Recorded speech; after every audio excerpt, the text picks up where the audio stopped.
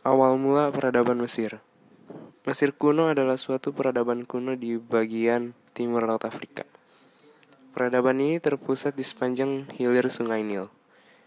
Peradaban ini dimulai dengan unifikasi Mesir Hulu dan Hilir sekitar 3150 sebelum Masehi. Dan selanjutnya berkembang selama kurang lebih 3 milenium. Sejarahnya mengalir melalui periode kerajaan-kerajaan yang stabil. Masing-masing diantarai oleh periode ketidakstabilan yang dikenal sebagai periode menengah. Mesir kuno mencapai puncak kejayaannya pada kerajaan baru. Tokoh pengembangan penelitian Mesir. Ketika tahun 1980-an, ketika Egyptologi mulai diakui sebagai sains daripada sekedar perburuan harta karun, saat itulah para penyelidik awal menemukan bukti yang mendahului piramida. Penggalian oleh Flinders Petrie mengungkap kebudayaan yang jauh lebih tua mendahului dinasti ke-1. Letak geografis Mesir. Daerah Mesir terletak di bagian utara benua Afrika. Wilayah Mesir berbatasan dengan Laut Tengah, itu di bagian utara, Laut Merah bagian timur, Sudan di bagian selatan, dan Libya di bagian barat. Faktor politik pemerintahan. Pertama, periode Neolitik. Kedua, periode dinasti awal. Ketiga, periode kerajaan tua. Keempat, periode pertengahan awal. Kelima, periode kerajaan pertengahan. Keenam, periode kerajaan baru. Ketujuh, periode ketiga. Kedelapan, periode raja terakhir.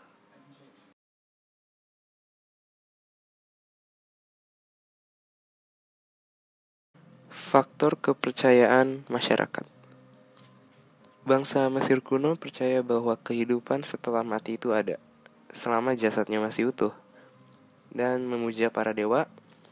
Dewa-dewa yang dipuja oleh bangsa Mesir adalah Dewa Osiris sebagai dewa tertinggi, Dewa Thoth sebagai dewa pengetahuan, Dewa Anubis yang berkepala anjing itu sebagai dewa kematian, Dewa Apis, dewa yang berwujud api, Dewa Ra. Dewa Ra ini adalah dewa matahari dan kemudian menjadi Dewa Amun-Ra, dewa bulan matahari. Hasil kebudayaan Mesir. Mesir mempunyai dua hasil kebudayaan, yaitu yang berupa material dan non-material. Yang material itu adalah piramida, yaitu bangunan yang terbuat dari batu yang disusun berbentuk kerucut yang berfungsi untuk menyimpan mumi. Mumi adalah mayat raja-raja Mesir kuno yang diawetkan. Lalu ada obelisk, adalah tugu yang menjulang tinggi ke angkasa sebagai tempat pemujaan. Lalu ada sphinx, adalah patung hewan-hewan mitologis yang berbadan singa dan bermuka manusia. Lalu ada batu Rosetta, yaitu batu yang bertulis yang ditemukan di tepi sungai Rosetta. Dalam batu ini terdapat tulisan hieroglif dan tulisan Yunani kuno. Mesir merupakan satu-satunya pusat kebudayaan tertua di benua Afrika yang berasal dari 4000 tahun sebelum Masehi. Hal ini diketahui melalui penemuan sebuah batu tulis di daerah Rosetta oleh pasukan Prancis yang dipimpin oleh Napoleon Bonaparte. Ketika pasukan Prancis yang dipimpin oleh Napoleon Bonaparte melancarkan serangan dan pendudukan terhadap daerah Mesir, batu tulis itu berhasil dibaca oleh seorang Perancis yang bernama Jean-François Champollion, sehingga sejak tahun itu terbukalah tabir sejarah Mesir kuno yang berasal dari 4000 tahun sebelum Masehi.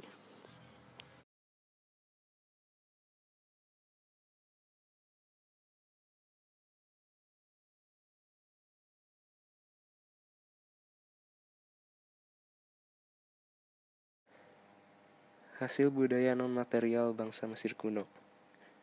Orang Mesir kuno mempertahankan seperangkat adat pemakaman yang diyakini sebagai kebutuhan untuk menjamin keabadian setelah kematian. Berbagai kegiatan dalam adat ini adalah proses mengawetkan tubuh melalui mumifikasi, upacara pemakaman, dan penguburan mayat bersama barang-barang yang akan digunakan oleh almarhum di akhirat. Kedua, huruf hieroglif, yaitu huruf yang berbentuk gambar diukir pada batu. Hieroglif ini yang menjadi dasar alfabet yang kita pakai sekarang. Lalu perkembangan matematika Mesir kuno. Salah satu suku bangsa yang telah mengembangkan matematika sejak zaman dulu adalah Mesir kuno. Sejak tahun 2500 sebelum Masehi, bangsa tersebut telah membangun dan menciptakan berbagai macam sistem perhitungan hingga mengembangkan geometri. Pemikiran mereka lah yang dikembangkan hingga saat ini kita mengenal bilangan dengan pemakaian sederhana dan mudah dipahami. Lalu ada perkembangan ilmu kedokteran. Kedokteran Mesir kuno mengacu pada praktek-praktek menyembuhkan penyakit umum di Mesir kuno dari abad 33 sebelum Masehi sampai invasi Persia 525 sebelum Masehi. Obat ini sangat canggih untuk saat itu dan termasuk sederhana, non-invasif operasi, pengaturan tulang, dan serangkaian luas farmakope.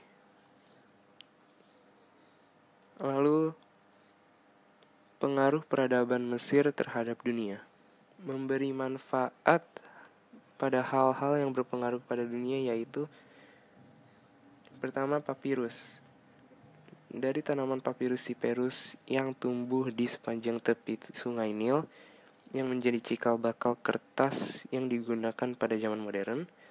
Kedua, tinta hitam dengan mencampurkan jelaga dengan sayuran dan lilin lebah. Ketiga, bajak sawah. Penemuan tersebut yang tidak hanya merevolusi cara pertanian masyarakat Mesir, namun juga bagi peradaban lain. Lalu ada jam. Peradaban Mesir kuno mengajarkan dunia mengetahui waktu dengan menciptakan jam. Mereka menggunakan dua jenis jam, yaitu jam matahari dan jam air. Kelima, kalender matahari. Dan keenam adalah piramida.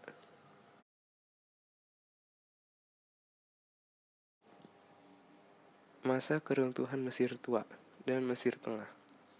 Runtuhnya Mesir tua disebabkan karena sejak tahun 2500 sebelum Masehi pemerintahan mengalami kekacauan. Bangsa-bangsa dari luar misalnya seperti Asia Kecil melancarkan serangan ke Mesir. Para bangsawan banyak melepaskan diri dan ingin berkuasa sendiri-sendiri. Akhirnya terjadilah perpecahan antara Mesir Hilir dan Hulu. Sejak tahun 1800 sebelum Masehi, kerajaan Mesir Tengah diserbu dan ditaklukkan oleh bangsa Hyksos. Pada waktu itu, kerajaan Mesir Tengah sedang mengalami kehancuran yang sangat signifikan. Masa keruntuhan Mesir baru. Setelah pemerintahan Ramses II, kekuasaan di Mesir mengalami kemunduran. Mesir ditaklukkan oleh Assyria pada tahun 670 sebelum Masehi. Dan pada tahun 525 sebelum Masehi, Mesir menjadi bagian Imperium Persia. Setelah Persia, Mesir dikuasai oleh Iskandar, Zulkarnain, dan para penggantinya dari Yunani dengan dinasti terakhir Ptolemeus. Salah satu keturunan dinasti Ptolemeus adalah Ratu Cleopatra. Dan sejak tahun 27 sebelum Masehi, Mesir menjadi wilayah Romawi.